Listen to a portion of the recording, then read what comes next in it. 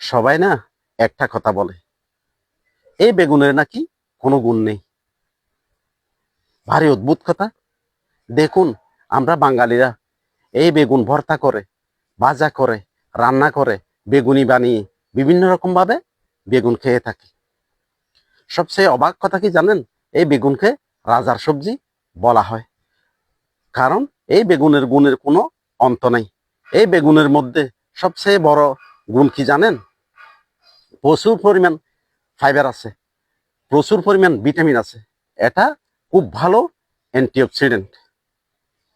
Vitamin কি কি আছে জানেন? ভিটামিন ফলিক অ্যাসিড আছে, ভিটামিন সি আছে, ভিটামিন বি6 আছে, ভিটামিন কে আছে, এডুকুয়েট অ্যামাউন্ট। অ্যান্টিঅক্সিডেন্ট আছে যা আমাদের অনেক রোগ প্রতিরোধ করে। এর একটা প্রপার্টি হচ্ছে, যেহেতু বেশি পরিমাণ ফাইবার আছে, এটা ডায়াবেটিস রোগীর পক্ষে যথেষ্ট ভালো। ডাইজেশনে কিন্তু ভালো হেল্প করে, এবং যাদের ওজন বেশি তারাও কিন্তু বেগুন খেতে পারেন, কারণ তার ক্যালোরি ভ্যালু খুব কম। তাহলে কি সবাই বেগুন খাবে?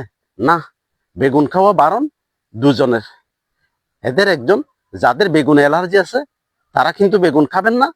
আরেকজন, যাদের কিডনিতে স্টোন আছে, সেই গ্রুপ অফ পিপল কিন্তু বেগুন খাবেন না।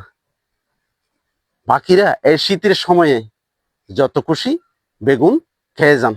ডাক্তারবাবুদের কোনো রকম আপত্তি নেই। আল্লাহ হাফেজ।